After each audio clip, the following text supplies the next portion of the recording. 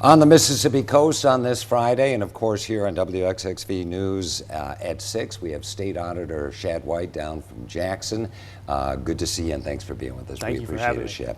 Now, you were with us earlier on our 5 o'clock news, and we talked, for people who may have missed it, about Project Momentum. You identified hundreds of millions of dollars of wasteful spending in Mississippi government. What's going to happen with that? So the goal here is, one, we identify all the waste and we give some specifics around where this waste is. Too many vehicles in state government, too much office space per employee. We're paying way too much to insure state office buildings compared to some of our other similar states.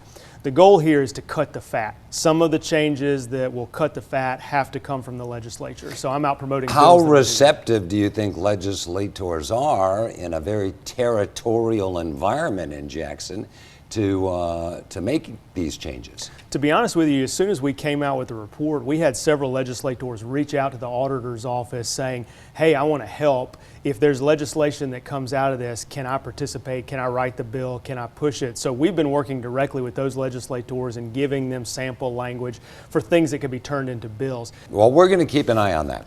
Mississippi Swindle, the book you put out this year, which kind of recounts the welfare TANF scandal here in the state. How's the book doing, first of all? It's doing well.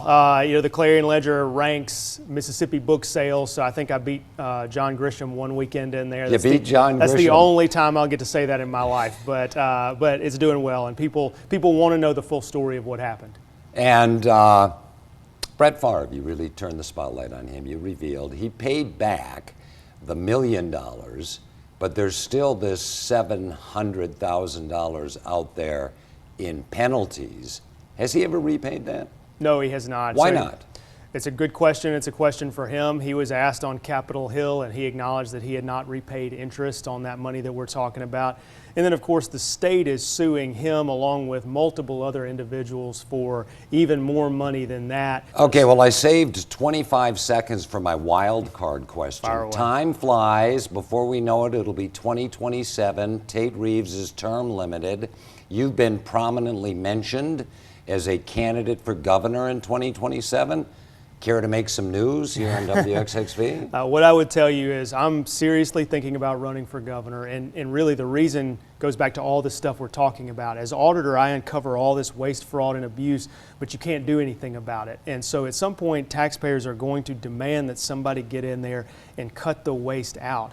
I've also been frustrated when you look at a lot of Jackson politicians. They just won't do their jobs if their jobs involve making somebody powerful or somebody important angry. And I think we deserve better than that as taxpayers. So that's why I'm thinking about whatever will come next for me. Okay, well, thanks for being with us here on the coast, and I probably won't see you in the next few weeks, so Merry Christmas to you, Shad. Merry Christmas.